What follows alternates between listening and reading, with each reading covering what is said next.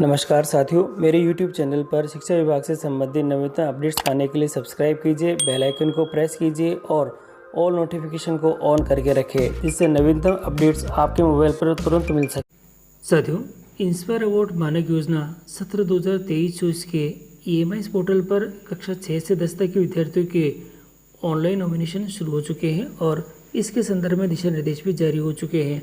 तो साथियों, online nomination कब से शुरू हो चुके हैं और किस प्रकार से इसके दिशा निर्देश हैं, किन किन बातों का ध्यान रखना होगा, क्योंकि विद्यार्थियों को इसमें विजेता होने पर मिलेंगे 10,000 रुपये।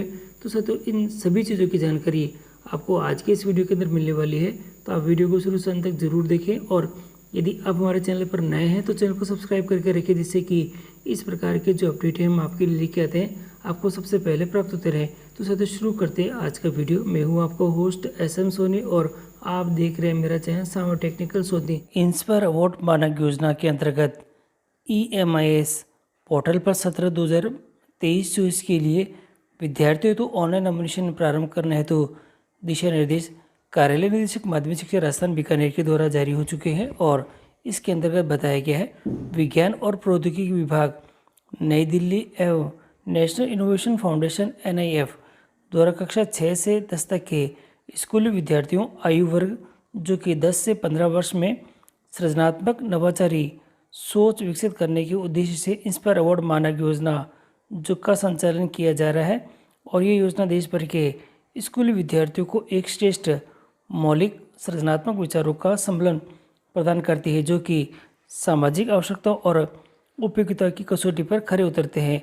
प्रासंगिक पत्र द्वारा सूचित किया जाता है कि EMIS जो कि दे रखा है इंस्पायर अवार्ड की जो वेबसाइट है उस पर पोर्टल पर सत्र 2023-24 हेतु विद्यार्थियों के लिए ऑनलाइन नॉमिनेशन प्रारंभ करने की दिनांक 1 मई, साथियों देखिएगा 1 मई से यहाँ 31 अगस्त तक निर्धारित की गई है। और ये डेट आपको ध्यान में रखनी होगी, क्योंकि इसी डेट के अंतर्गत आपको ऑनलाइन नॉमिनेशन करने हैं और आप अपने जिले ब्लॉक के माध्यमिक शिक्षा बोर्ड और केंद्रीय माध्यमिक शिक्षा बोर्ड के अधीन संचालित विद्यालयों के संस्था प्रधानों को निर्देशित करें कि प्रत्येक विद्यालय से 5 श्रेष्ठ नवाचार विचार प्रस्तुत करने वाले विद्यार्थियों का नॉमिनेशन अनिवार्यता करवाना सुनिश्चित करें और इस हेतु निम्नलिखित बिंदुओं का विशेष ध्यान रखना होगा।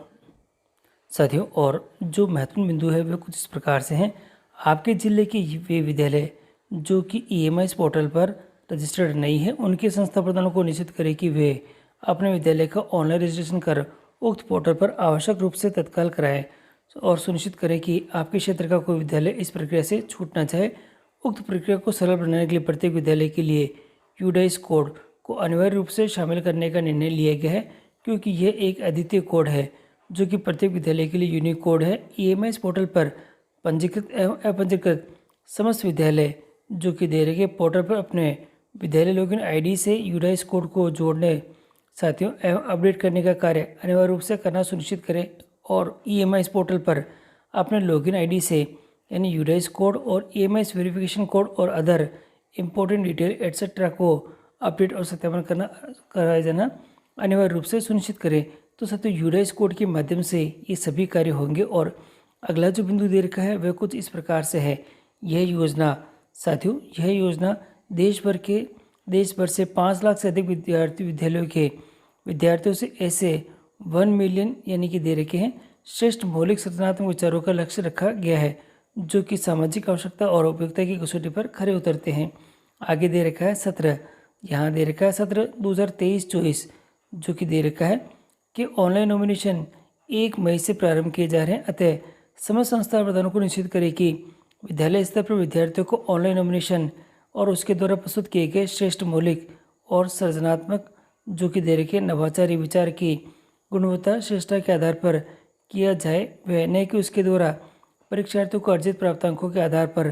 प्रत्येक विद्यालय से 5 श्रेष्ठ मौलिक सृजनात्मक विचारों को EMIS पोर्टल पर अपलोड करना होगा। और इसके साथ ही जो कि दे रखा है साथियों और यहाँ जो बिंदु संख्या 4 दे रखी है, इसके अंतर्गत अपने अधीनस्थ संस्था प्रधानों को स्पष्ट निर्देशित करें कि EMIS पोर्टल पर विद्यार्थियों की ऑनलाइन आइडिया को भलीभांति जांच करने के उपरांत ही आइडिया को अप्रूव करें, जो कि आइडिया मौलिक सृजनात्मक हो और साथ ही आइडिया इंटरनेट या यूट्यूब या किसी अन्य यानी कि जो आउटसोर्स दे रखा करने वाली संस्था अथवा व्यक्ति द्वारा उपलब्ध कराए गए नहीं होने चाहिए। तो इस बात का आपको ध्यान रखना होगा। और यहाँ दे रखा है विद्यार्थियों को ऑनलाइन नॉमिनेट करते समय इसके द्वारा प्रस्तुत सृजनात्मक नवाचारी विचार का सारांश यानी सिनॉप्सिस अपलोड करना आवश्यक है।